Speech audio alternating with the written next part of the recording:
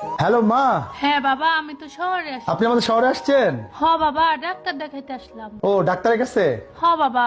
মা শোনেন, ডাক্তার দেখানো শেষ হইলে আমাদের বাসায় আসেন। ঠিক আছে বাবা, আমি আসতেছি, একটু পরেই আসতেছি। হ, 7-8 দিন থাকবেন। আচ্ছা দেখি। প্লিজ প্লিজ অনুরোধ করলাম মা। বাবা আমি নিচে চলে আসি। ও আপনি নিচে? মা আমি আসতেছি, দাঁড়ান। হ্যাঁ আসতেছি, দাঁড়ান। তোমার আশা লাগবে না, আমি উপরে আসতেছি। আচ্ছা আপনি উপরে আসেন, ঠিক আছে। আচ্ছা আচ্ছা।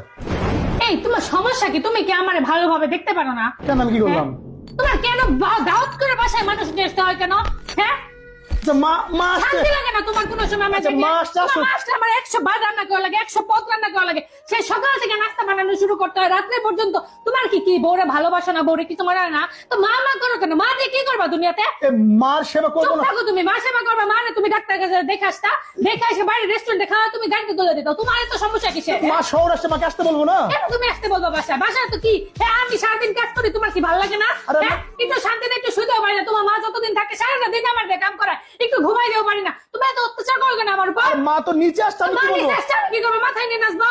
ফাইজলামি করে সবকিছু মাস্টার। তোমার মা এসে তোমার মানে তুমি কেমনে বিদায় করবো আমি জানি না। যদি বাসায় ঢুকতেছে তুমি বাসার মুখের উপরে দরজা লাগিয়ে দিবা, বলবা যে আমার করোনা হয়েছে বা ডেঙ্গু হয়েছে, সামথিং একটা বলবা। বলে তুমি তার এখন বিদায় করবা, আমি বলে দিলাম। একদম বাড়াবাড়ি করবা না, বাসায় যেন না ঢুকে। আপনি কিছু আসছেন, আপনার মেয়ে ডেঙ্গু করোনা বিছনায় পড়ে রয়েছে, আপনি যান, আইসেন না। হ্যাঁ আম্মা। কে রে মা, বাঁধনের সাথে তোর কিছু হয়েছে?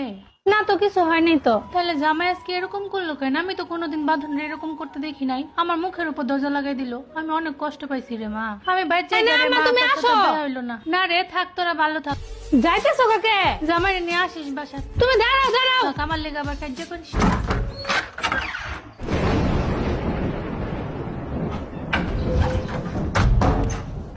এই তোমার কত বড় সাহস, তুমি আমার মুখের উপর দরজা লাগিয়ে দিছো? তুমি আমার সাথে চলে যাও। কেন? তুমি তুমি একবার জিজ্ঞেস করছো কার মা? কার মা? তুমি ভাবছো এটা আমার মা? তা আমার মাকে মানা? চলে দূর হয়ে যাও। তোমার মতো নিমক হারাম ছোট লোক আমি জীবনও দেখি নাই। আমি তোমার মায়ের জন্য কি না করি, তোমার মাকে আমি নিজের মায়ের মায়ের চেয়ে বেশি ভাবি। আর তুমি আমার মায়ের কথা শোনা মাত্র তুমি একদম মানে একদম সব উল্টাই ফেলছো, মানে উগলাই ফেলে দিল সবকিছু। কেন? হ্যাঁ, আমার তোমার মা আমার মা মানা না? হ্যাঁ, আমার ভাইকে আসছে। সারাটা জীবন তোমার পরিবারকে আমি নিজের পরিবার ভাবছি, কিন্তু তুমি কোনোদিন আমার পরিবারকে আপন ভাবো নাই, কারণ তোমার কাছে আমরা জঞ্জাল। বুঝতে পারছো? এটা মনে রাখবা, তোমার ঘরে সন্তান আছে, একদিন তুমিও ঠিক এরকম বাড়ির নিচ থেকে বিদায় হয়ে যাবা। মনে রেখো একটা কথা, আমি বলে রাখলাম। তুমি এমন করো কেন? আমি কিছু করি না, তুমি একবার বলছো ওরা আমার আম্মা। কেন তোমাকে আমার আম্মা বলতে হবে? মা মানে কি? মা মানে মা, সে তোমার হোক আর আমার হোক, মা মানে মা। আচ্ছা হয়েছে, আমার ভুল হয়েছে, আমি আর করবো না, আমি বুঝতে পারিনি। তোমার ভুলের কত হবে? ভুলের সংখ্যা কত? একটা মানুষ ভুল কত করে, কত তার ভুলের সংখ্যা? হ্যাঁ, তুমি এখন বকতেছো কেন আমার সাথে? বকতেছি কেন? এখন লাগতেছে নিজের মা দেখে লাগতেছে।